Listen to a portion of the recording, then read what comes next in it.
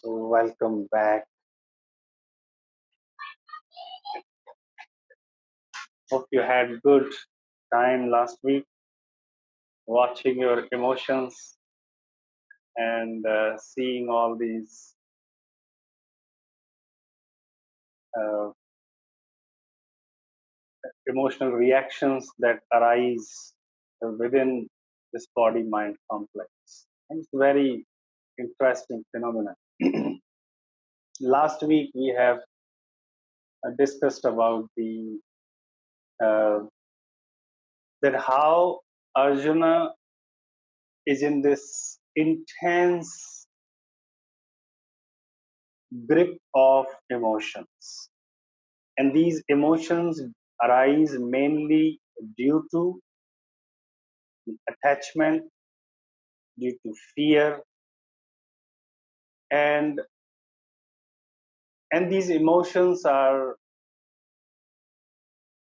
having their own spiral that has this tremendous power to change everything.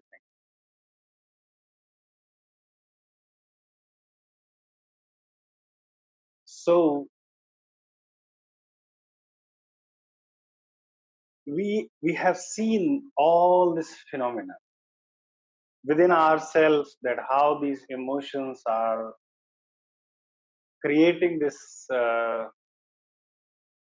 state of turbulence and tension, reactions. And by seeing the teachings from the Bhagavad Gita, the very first thing is good for us is that we have emotions. It means we are not really doing something bad, because Arjuna also had the emotions.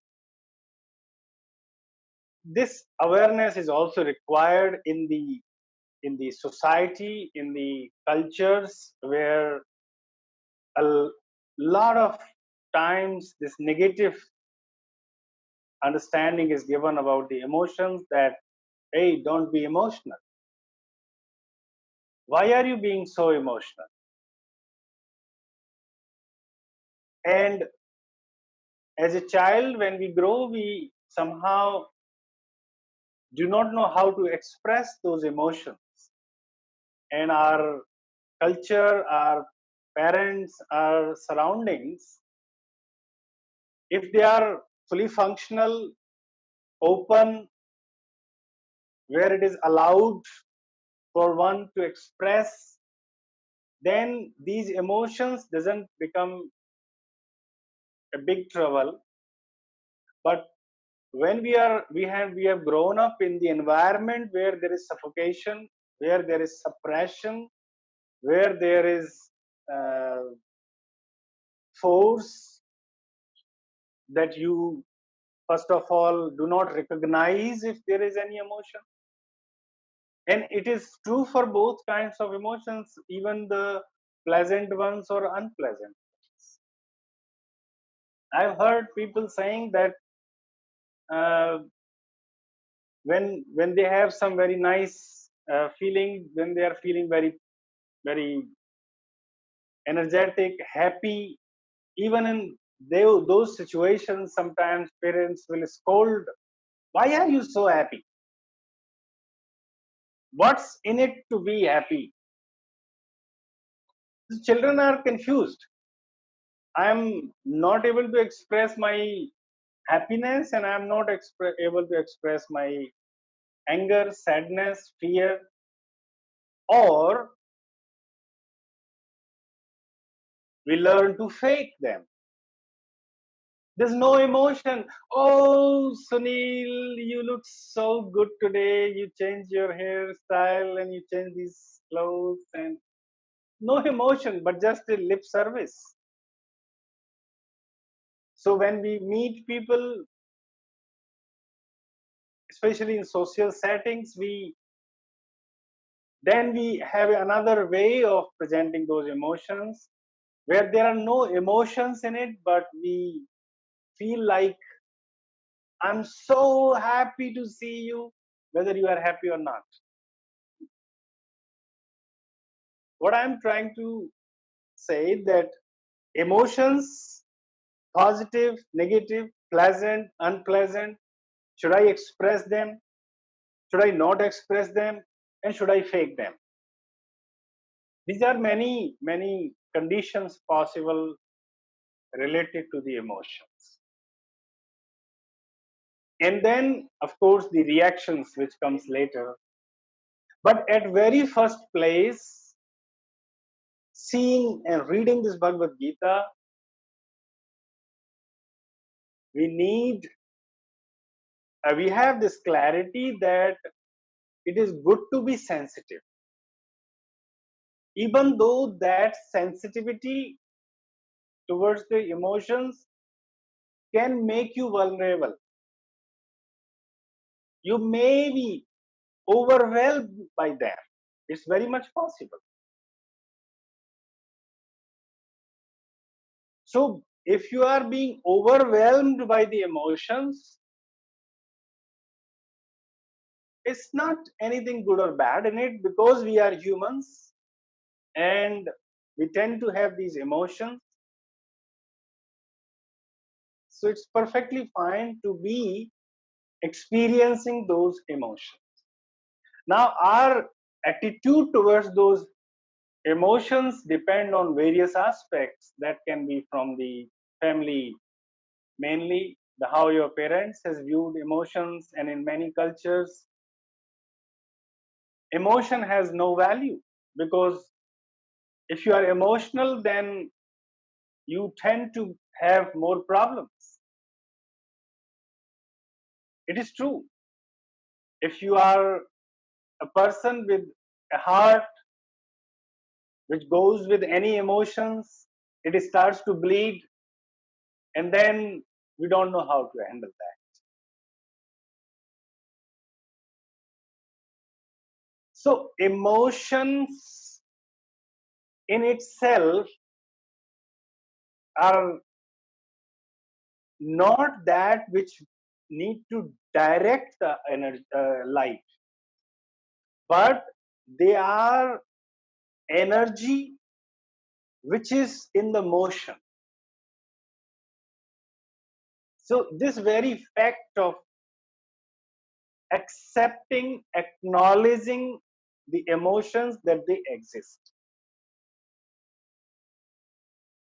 and fully acknowledging them, can bring so much freedom. I have met so many people that they are emotionally numb. Numbing the emotions is not the solution. Here, Krishna is not saying to Arjuna that uh, numb your emotions and this is all nonsense. No, they all need to be acknowledged. We, when we don't, because it's energy and it's in motion, which disturbs your day-to-day functioning of life. One way is to escape, you run away, that you never ever present to any situation in life where there is emotion. So a lot of people will choose to walk away from the emotions. So they don't have to go through the numbing process. To avoid simply the fact that this emotion will arise and move my energy, my composure, my fake face, I shall walk away.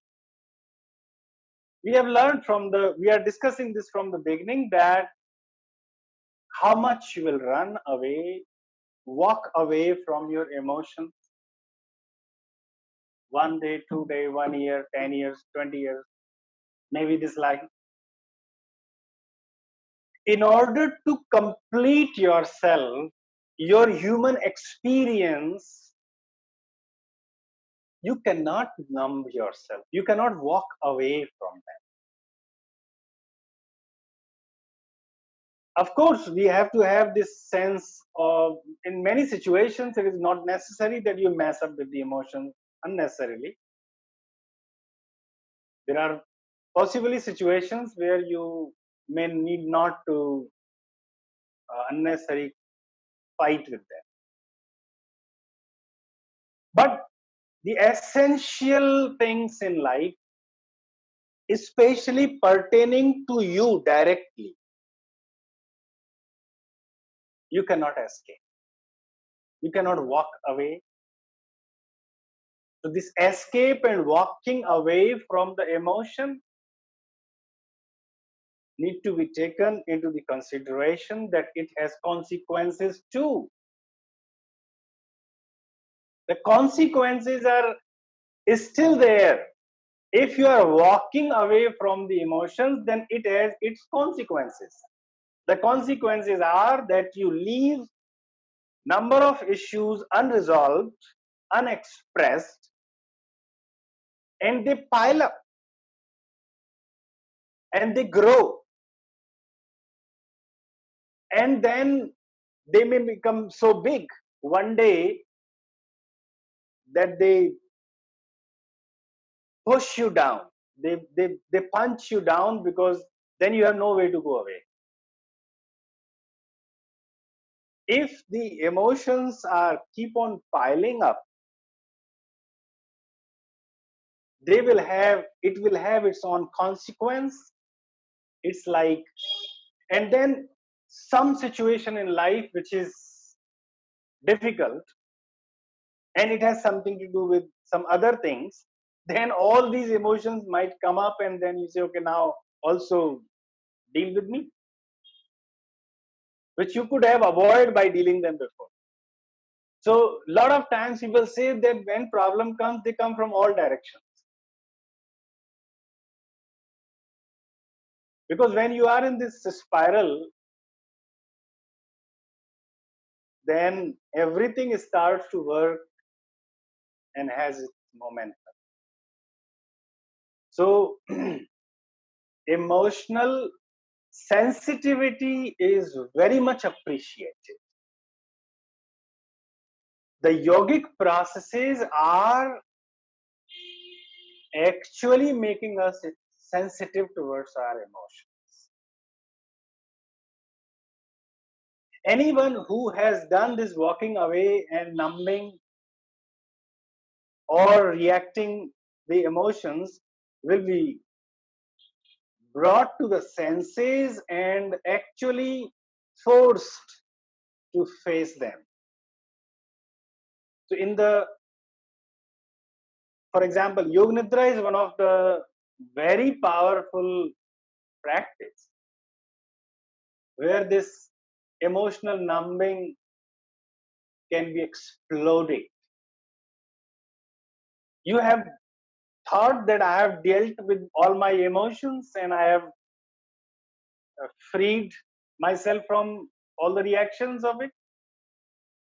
And you do the Yoga Nidra, and then you see that when your body gets numb, then you realize that this is not my body is numb, but I have been numbing myself from the emotion for a long time.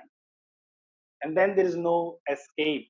Sometimes people, they start to shake in this, finding very hard to even breathe, and it becomes a kind of panic attack. Scary. Because when we are silent, when we are relaxed, when at least we try to, or we create a condition where we can, then all this suppressed emotional reactions, numbing will surface up, and it will be harder to deal with.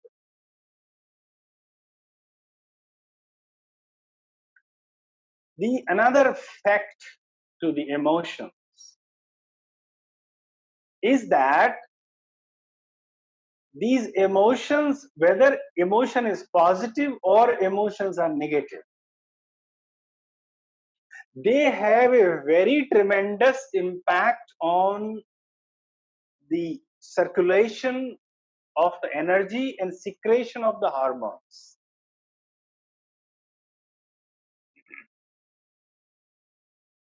Some people say that when they have a fight or argument, and then this person comes back next day and say, I'm very sorry, you know, I have some uh,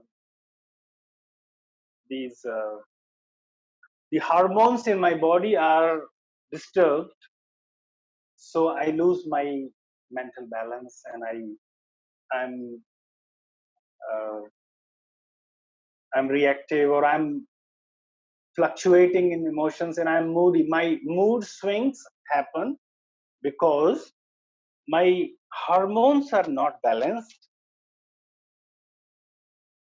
right? Especially in many cases. And another aspect of it is maybe because your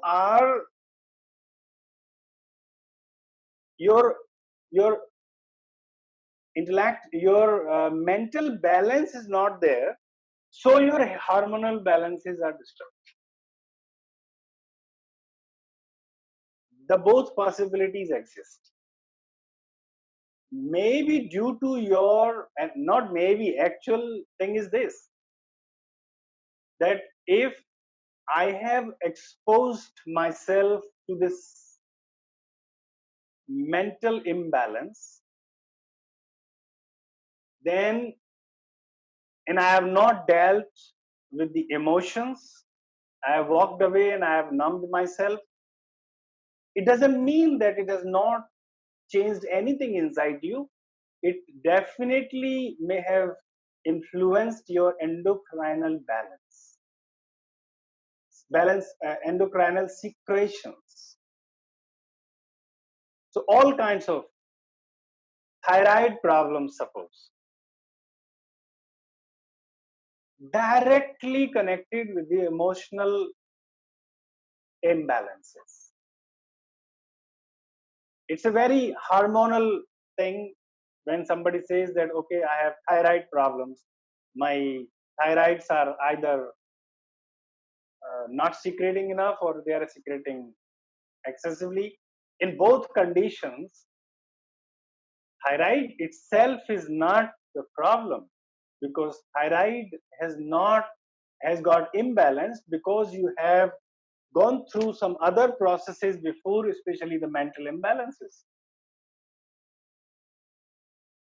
And if those imbalances are corrected, the higher chances are that your thyroid imbalances can be corrected too. Same is related to the adrenaline secretions, which can cause ulcer,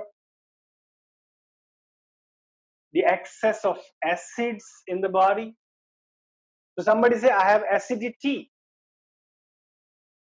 Because of acidity, I feel so uncomfortable that I am not able to focus. No, you have disturbed yourself so much that each time you disturb, the acids are released, and they continue for a very long time, causing the intestines to have this ulcer. Can be true with the menstrual hormones too. I've seen many cases with uh, personality disorders, bipolar disorder, and they said that they have the the menstrual disorder, and It's so deeply linked with each other that they said that doctor suggested you take the contraceptive pills, and the contraceptive pills will keep your secretions, and then you can be sane. Otherwise, when you're not taking those pills, you get insane.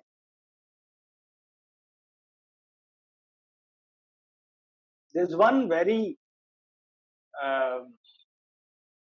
I've met a person and worked with this person, and it's so beautiful to see that how the practice of yoga can help to correct both ways. Here itself, there was one person who was extremely emotionally sensitive as well, reactive as well, irregulated, that she will throw the things and extremely get angry with all the stuff. And when we had few sessions, then come to know that the problem is started actually not from the hormones, but from the various issues that has caused the emotional disturbances. What was beautiful to see in this case was that this person decided that I'm going to work with it. And here there is no way we are saying that, denying the fact that when your secretions of the hormones are dysregulated, they can create a whole disturbance into your mental balance. And that's why this person is labeled as bipolar. Either way, very emotional, very loving, so much loving that while loving, she gets boom, difficult to handle.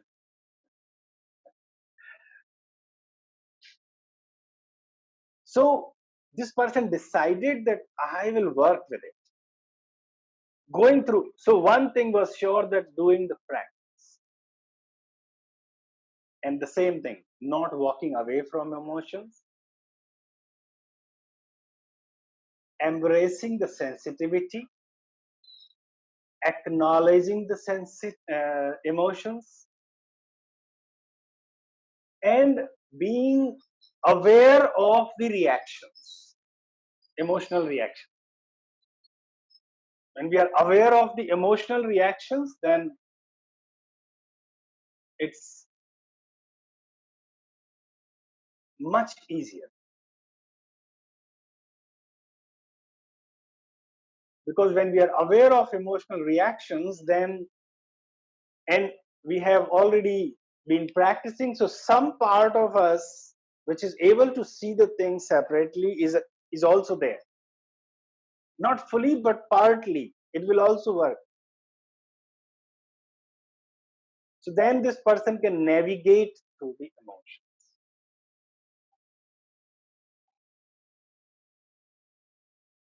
Emotions are positive or negative. If they are there in the intensity, they have the similar effect. They can cause death also. In many cases, deaths has happened when the emotions were extreme. Both. There are cases where there was one surgeon, very famous case, and they were dissecting a body, and they found this person is alive. When they saw the heart was, and the surgeon died immediately with this emotion that, oh my God, what I'm doing? I'm dissecting a alive body. Another example is when you are extremely happy, and there was some cases where people get the lottery and so much money, seeing that die, finished. There was one case. This person has a uncle and he died. And when they were cleaning, they found under his bed so much money. Died immediately.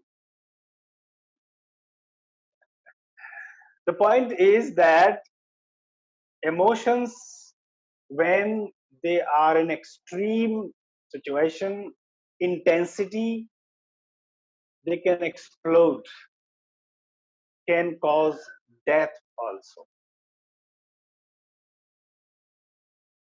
The point that we are going to see is that it is not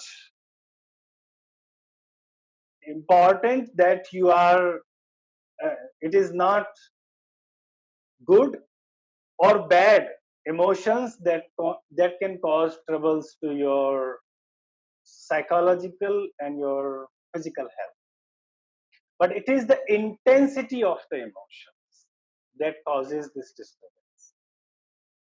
The intensity of emotion is a very, very powerful uh, agent behind the degenerations of the health, degeneration of your mental health also. So what is required is emotional regulation. So emotional sensitivity, emotional reactions, and emotional regulation. In more physiological sense, emotional regulation is doing something with your nervous system, because mainly the endocrine glands are also get the messages from the nervous system.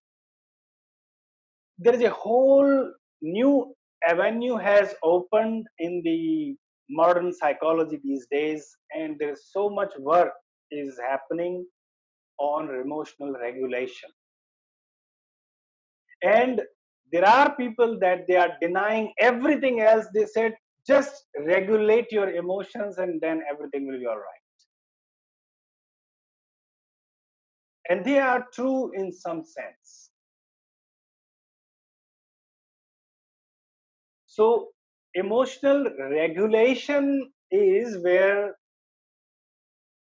you are not denying the emotions, but you are experiencing them and you are acknowledging them, and then training your nervous system in such a way that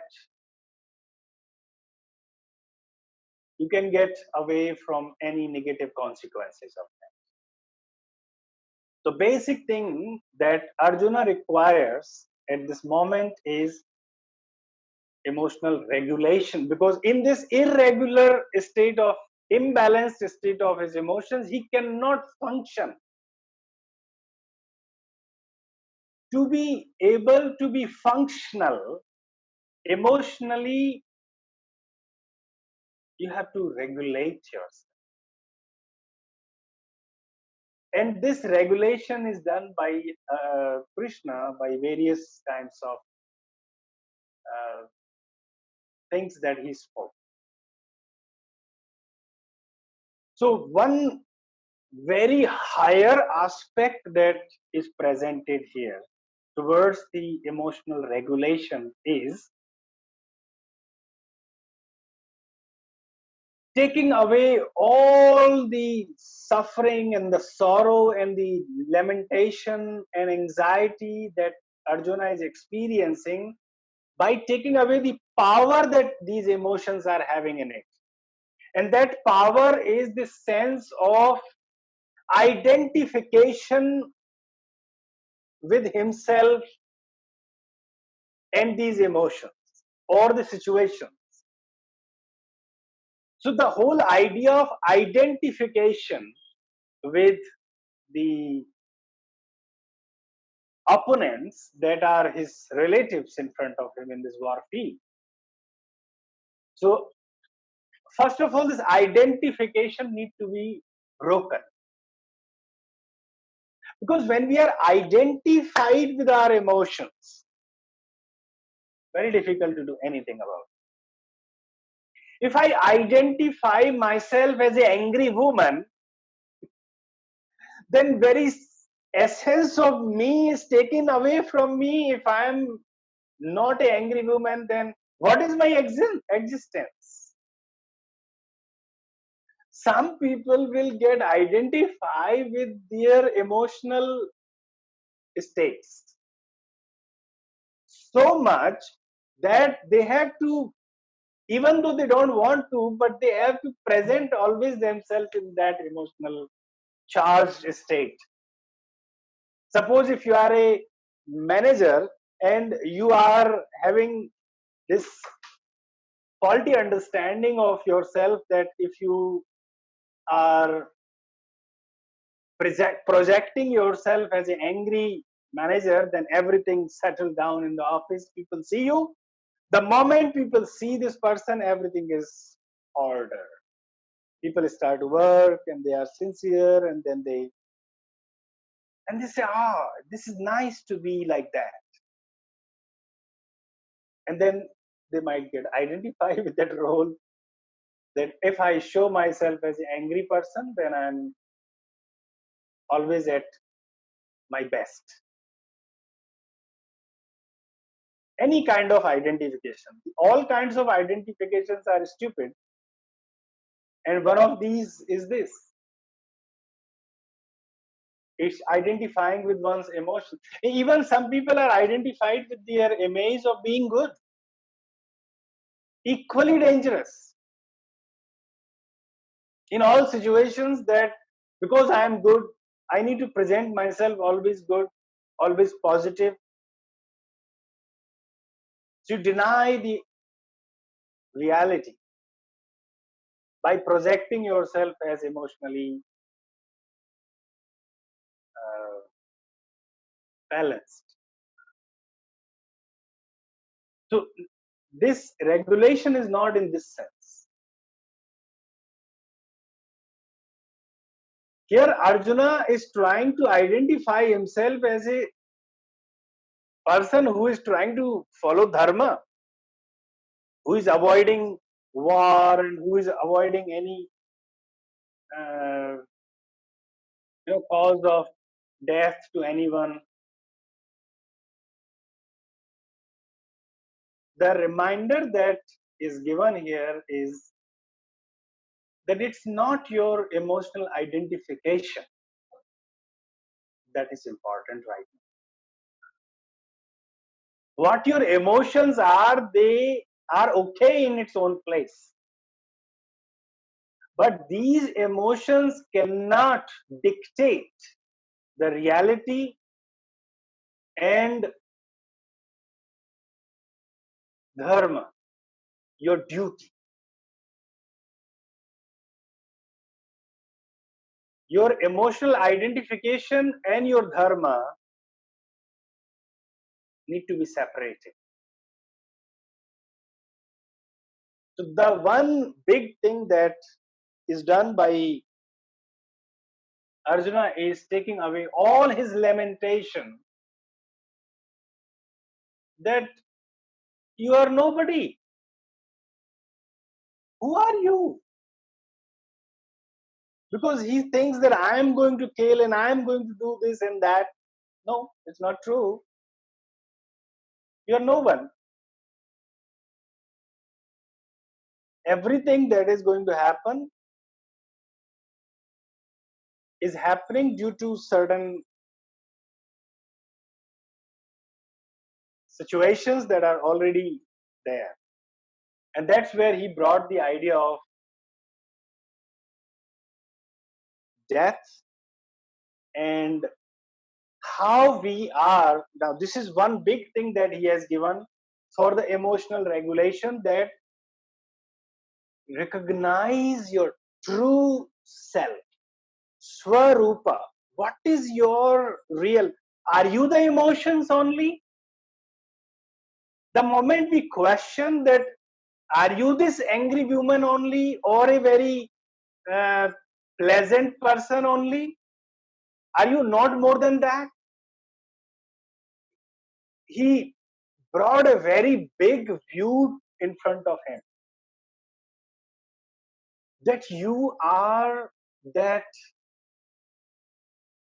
eternal energy which is unmanifested earlier, which is manifested now, and it will continue to manifest.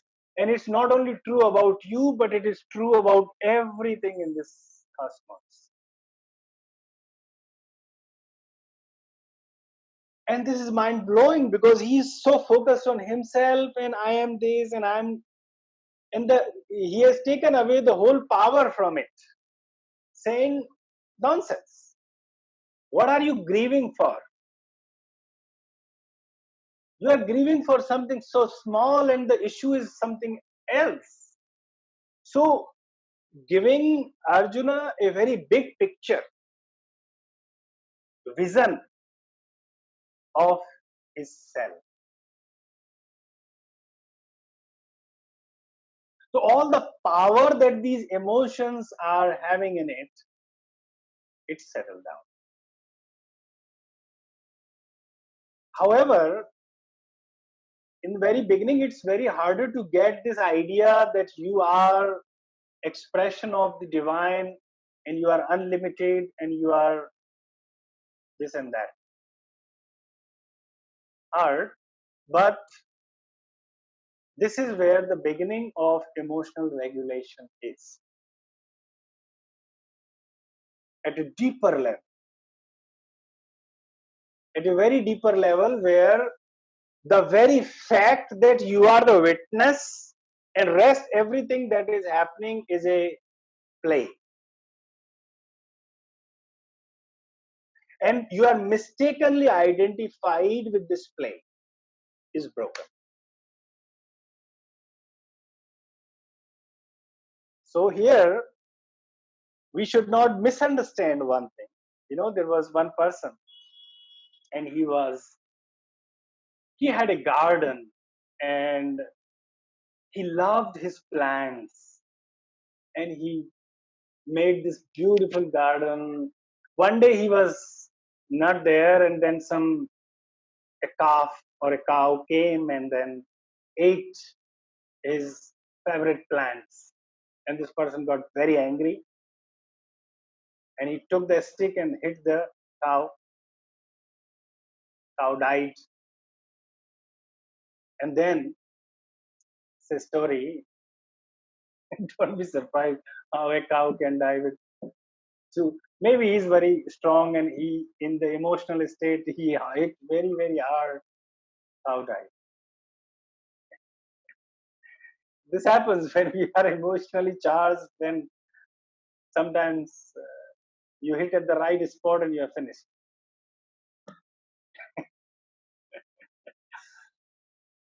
And then immediately his Vedantic knowledge came into the existence. Somebody came and he said, "Hey, what have you done? You have killed the cow." It's a greatest sin in India. It's a sin more than if you kill a human being. The cow is holy. And this person said, "No, I have not killed the cow. My hand killed it, and I am not my hand." So when we are talking all this, then we should not mistaken this whole discussion saying that, oh, Arjuna was also allowed to kill. I can kill you. We have to take the things in right perspective. Then some person came and he said, "Okay, your hand has killed it. Okay, let's go. Please show me your garden." And then he said, "Oh wow, you have made this beautiful path. You have made this." And then he's taking all the credit. "Yeah, I made it." "Who did it?" "I made it." "Oh wow, this is so big and very nice." He did the sapling, and then very nice flowers and something. Oh my God, this is so beautiful. Who did it? I did it. Then this person said, okay, your hand killed the cow, but rest everything you did. This is where we manipulate. We may manipulate the whole thing in a negative way, not in its context. Okay, so please remember this when we are discussing this. It doesn't give you any legitimate reasons to any kind of violence.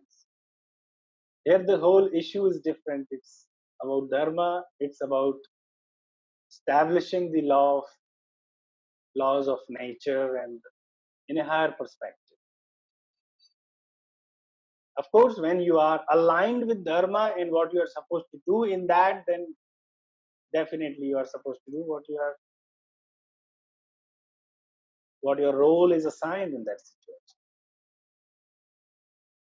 So emotional regulation is presented here with this fact that all this identification with the body that I have, in this very small view I have that I am this body, and when I die or when somebody die, then this is the end of the world. He said, no, this is not the end of the world. A very higher view is presented. You are eternal and you are that eternal energy which flows here. Maybe manifest in the manifested state now. After that, it will be in an unmanifested state. And before that, also it was there, which is very true by the now it's proved because we have this quantum physics and all the laws where this fact is established that nothing is created and nothing is destroyed, but it is transformed into various forms depending on the application of certain natural laws. So it takes away this whole burden, whole contraction, whole narrow approach, and the person can see the things from a wider perspective, which will ease out the emotional tension. Another fact, which is also very interesting, going more than that, and it's the Krishna has introduced the idea of sthit prajna, means uh, Arjuna has asked a question that what about those who are established in their wisdom, in their true selves?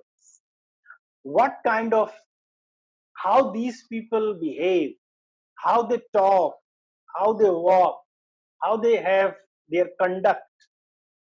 Because then this higher idea is presented, then Arjuna is curious. He wants to know that what will happen when I am able to establish myself into this wisdom. In the verse number 55, the 255 says, in 54, the question is there, narrated by Arjuna. He's asking, O Keshava, what are the characteristics of one who is accomplished in meditation and steady in intelligence? Means the one who is equipoised in his intellect. How does such a steady person speak? How does he sit? And how does he move? First of all, the second part of the question should be taken as not literally. Maybe this person who is established in the intelligence to the self, Maybe he speaks very slow, very pleasantly, very nicely. This may be the characteristic, but here Arjuna does not mean that. He is asking that how does this person lives? What are the characteristics that he has? And the characteristics that are narrated, and again, it's a very big view that is given towards the emotional regulation is, O Partha, 55, one who having renounced all desires, born of the mind, is satisfied in the self and by the self, is said to be the one whose insight is steady. He said the one who has established in his intelligence, in his self, this person is satisfied with one's own self. He is happy just by being himself. For this is something very, very big, because here all the emotions that are causing all the turbulence and tension and all that, because I am not established in myself. I am not friends to myself enough. If my satisfaction, if my happiness depends on anything else outside of me, then I will be always subject to emotional irregulation. It's a very big statement.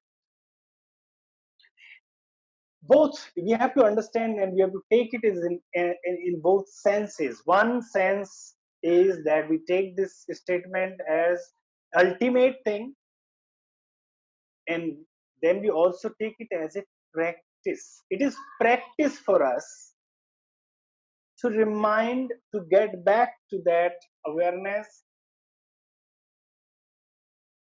where I can separate myself, my satisfaction, my happiness to anything outside of me. So it's a practice.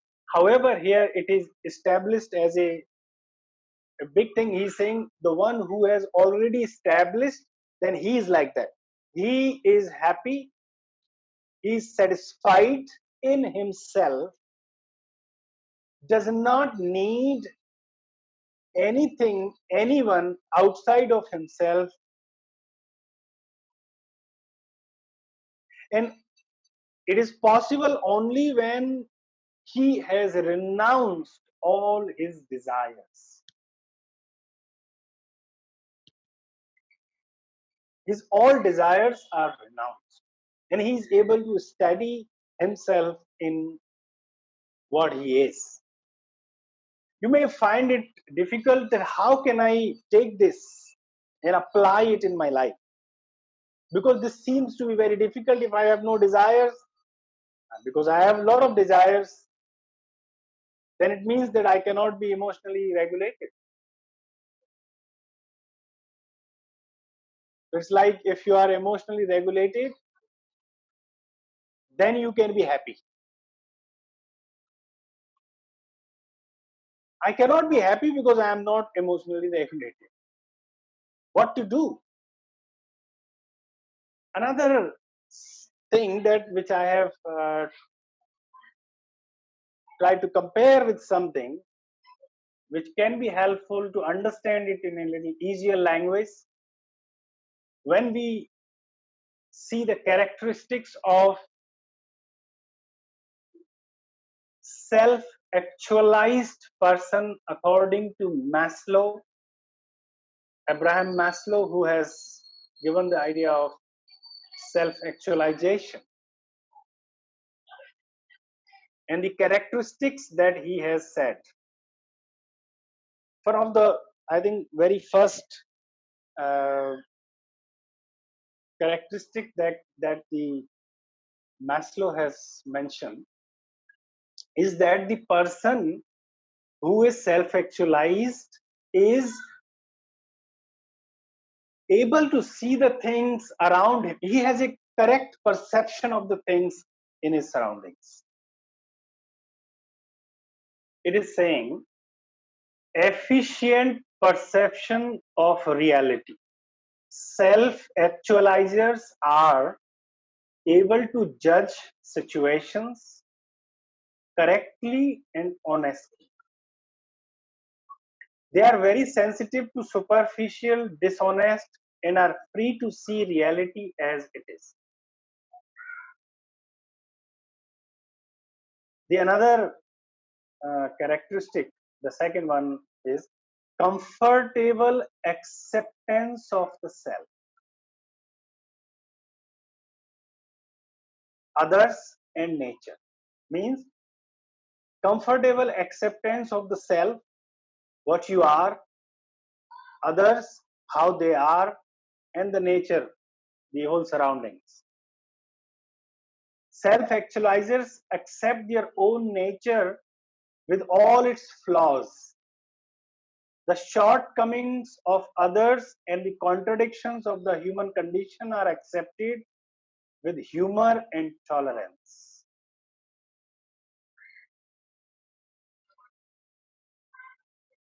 Spontaneous and natural, true to oneself rather than being how others want. These are all, if we see all these sentences, actually they all confirm the very essential quality of sthit prajna that Krishna has said, that the one who is satisfied with himself. So it is a practice. This may not be the immediate experience, it may be only intellectual for us, but the very appreciation of the fact of this possibility is a big step towards the emotional regulation. If I see this whole thing of Sthit Prajna, then in the next verse he is saying, in this state, when he is saying being desireless, having no desire, should also not be understood as suppressing the desires or when you are in a depressive state, then you have no desire. One of the characteristics of the depression is that you are not having any desire for any activity that you like. You have no desire for any natural desire to eat is dull. You don't feel hungry there. Desire to pleasure, not there. Sex, not there. Sleep, it's a very drowsy state all the time, but no sleep. So the absence of desire here is not in that sense. So he is saying that here this desirelessness is not negative, that you are numb, you take the sedatives and you have no desire and you are emotionally regulated. This is what the modern psychiatry will do. Those who show intense emotions of anger or other kinds of emotions and we don't know how to deal with them, and we take this person to a psychiatrist, what psychiatrist does to this person? What is the solution that they have? The only solution they have is to prescribe sedatives, sleeping pills, and let this person be drowsy so he will not experience any emotion. So having no emotion is the solution of the problem. So you numb this person completely by giving the medicine, and this person is now a mummy, living mummy. You can put this person here, there, and you can function. The family is okay with that because it makes things easy. When somebody is violent and shouting and throwing things and angry, it's hard for the family to deal with it. Do you think he is still present? If you are given the medicines, if you are given the sedatives, he's saying you should be satisfied, delighted in your self, not wanting to have anything from anyone outside. Because I have experienced, I have realized something infinite within myself. That is the state of this sthit prajna, which is something to do with emotional regulation. The another aspect of it is, and we also need to take those considerations regarding what Maslow has said. Maslow is also talking, because here they talk in a state of, like, from transcendental point of view, and Maslow is limited. Okay, what is self-actualized person? Who has exploited all his potential up to the best. Whatever the capacities you have completely expressed them and actualized them, but you still remain in the grip of the mind. But sthit prajna is a step ahead, far from the self-actualized person. But taking these characteristics of Maslow's self-actualized person is helpful to at least bridge a gap. How can I be on this? So it's a practice. In this sense, it's a practice that when I start to practice seeing the things around me in right perspective, and I'm honest to my own perceptions, and I also take others' perceptions as normal, and I'm spontaneous in my reactions, I am comfortable in acceptance to the realities. It will release all the emotional charge. So neutralizing that emotional charge by bringing this higher faculty of awareness. When we bring the higher faculty of awareness, comfortable acceptance to the reality of the self, of the others, of the other conditions in the surroundings, and where I unnecessarily charge my emotions through my emotional reactivity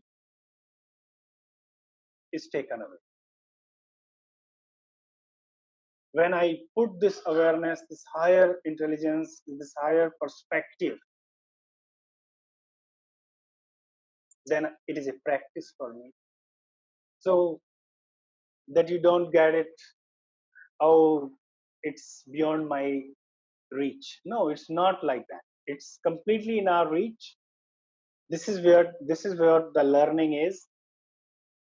However, here Arjuna is asking about something uh, ideal. The next is in 256, very, very useful verbs, which is actually the whole essence of it. That where we are working with this, all the practice. Now, this is a practice again. He's saying that in 256, And this is how we can emotionally regulate ourselves. In the midst of suffering and happiness, his mind is neither confused nor kindled. He who is free from desires, passions, fear, and anger is said to be the sage of tranquil mind. Now, three things are recognized here: passions, fear, and anger. These three emotions are very, very fundamental emotions, and all the other emotions arise, or somewhere they are derivatives of these emotions. The raga, attachment, desire of clinging to the sense objects, fear, and anger. When these three are in its intensity, they will disturb the emotional stability. The whole practice of yoga is based into this, that we are able to decode these emotions, and there is a direct bearing on these emotions, direct influence that we can see in our own experience with the practice of yoga. And the beginning is self-awareness regarding all these, accepting them. So in the sense of spiritual, when we say liberation, freedom, then being fearless is a very, very important value. Here, fearless does not mean that you go and risk your life. A lot of people do this when they want, when extremely the people who are fearful and having, they say, I will conquer the fear. A lot of self-help books are available that teach us conquering the fear. Conquer the fear. Here, this is not the idea. And conquering the fear means, they say, do the opposite of it. So people go for extreme adventures. Number of activities are there for that.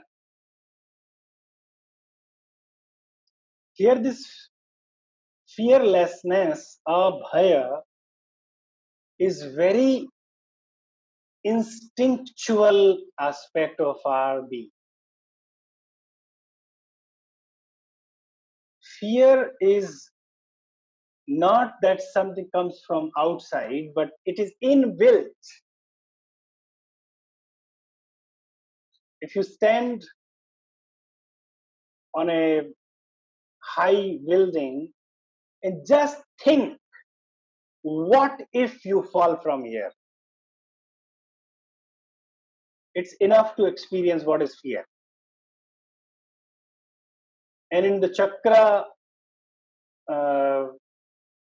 theory, it is the Muladhara chakra which is representing fear, which is very basic, related to the survival, and to be ascending in this journey is to reaching to the Sahasrara, which is the highest possibility. The practices of yoga will work on it gradually in a very mild manner in the beginning. But they will work on all these three aspects: anger, passions, desires, and fear. This is a practice. This is what they are saying, that you need to be in the midst of suffering and happiness. His mind is neither confused nor kindled. Means who is established in his intellect in the midst of suffering and in the midst of fear. His mind is neither confused nor kindled. Perhaps this is experienced by everyone in life. What is written here is looks like it is not uh, possible to be, but if you, and not if, everyone must have had that kind of experience one's life where you were in that state of suffering. Suppose somebody who is close to is dying, just the mere anticipation of death causes so much reaction and emotional disturbance. But when actually somebody dies in front of you, and then you have to take all the responsibility of taking care of this whole process, you can experience that clarity, that balance. It's not unnatural to us. It is not new to us. If you remind some experiences in your life where you were actually in a very fearful state, in a extremely disturbing situation, suffering, painful situation, and you seems like you look that this is not going to end and you have no chance then facing it. And if you recall now, you can see you faced it decently, very in a balanced manner, doing everything and not numbing and not exaggerating. So what is mentioned here is also not, it is something that is not foreign to us, not alien to us. We are very much experiencing those situations. Of course, when the situation arises, then it causes so much reaction. But when you get into it, and if you are not running away, if you are experiencing it fully, then you are able to go through it nicely. So this sthit prajna is not something which we have never experienced. But only difference is that it is fluctuation. There are fluctuations that we have in it. So from emotional regulation, you are going towards emotional stability. You have regulated, you have done, and then you got stable into it, leading towards.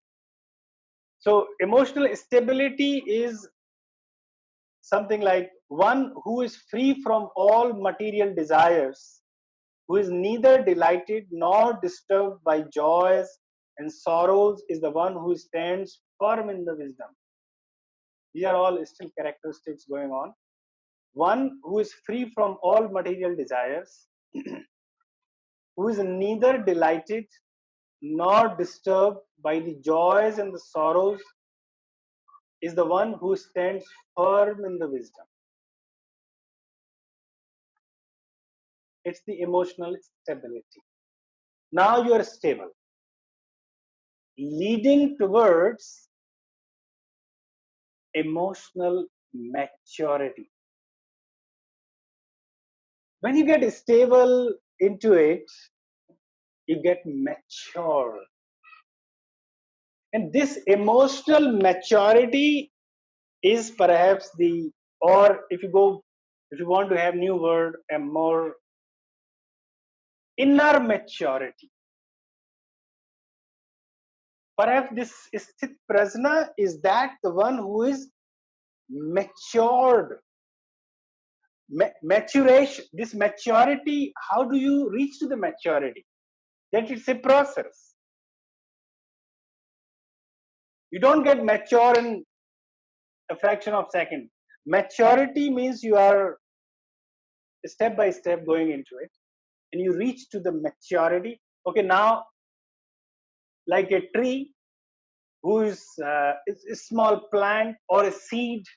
If we start to see this whole process, the seed, and then it requires a lot of boundaries, working with this, protecting, providing all the necessary nutrients to it, water, light, protection, leading, then it starts to grow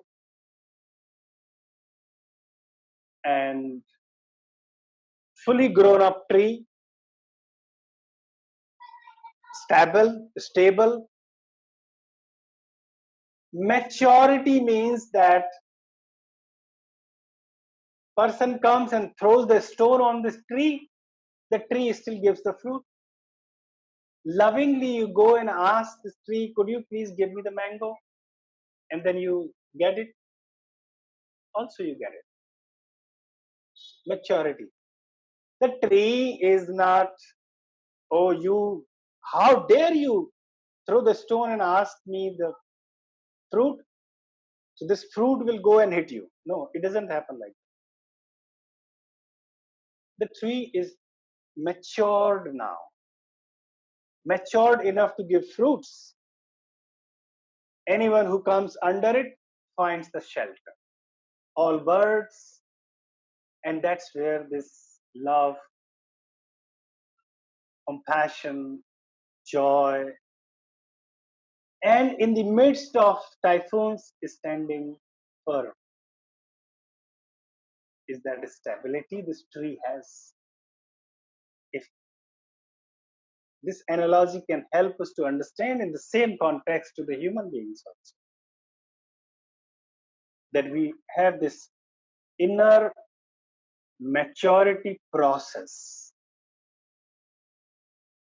In this inner maturity, you are growing with your experiences, with this whole process of from emotional sensitivity to maturity. This is the journey, and in this journey, all these aspects are mentioned here. And then he says also, it is not enough if merely turns away from the senses. In 58, it is said, and when he completely controls his senses, keeps them away from their objects like a turtle, drawing its limbs within its shell, his wisdom stands steady. So these are so we are going from the mind and then reaching towards the senses. And they say that we have the capacity to withdraw also. That you can withdraw from all these situations which are unnecessary. And it is also said it is not enough merely to turn away the senses from the sense objects, because as the taste for such objects still remains. One should totally be devoid of even the taste of such objects. These are very higher stages of emotional maturity where you are completely going away from the emotions. One who sees God loses the taste acquired for the sense objects, he remains fixed. Now, one more thing. Maturing into this process and then transcending it. Because as long as we are in the grip of emotions, they may have all effects. It doesn't matter you have reached to a very higher level, all chances of falling from there is there. So what is suggested from the Sthit Prajna here that it is a process that we go, and then ultimately beyond the emotions we can function. Because if we continue to take the taste of it, of the senses, and if they are allowed, the chances are we will fall back. So the ultimate of it is established in this truth, and this is where the whole journey completes, where you are transcending all the emotions. And if we don't do well with this, then what will happen? In 62 and 63, they have mentioned the danger. That if you haven't worked with your anger, then what will be the result? It says, thinking about how there is a series of events that will lead towards the corruption of the self is explained in this verse. If you are a sthit prajna and you establish there, transcend. If we continue to dwell, then what is the result? Thinking about the sense objects brings attachment towards them. Attachments breed desire. Desire leads towards frustration, which in turn leads to delusion. When you are deluded, you lose your memory, and with the loss of memory, the power of discrimination is destroyed.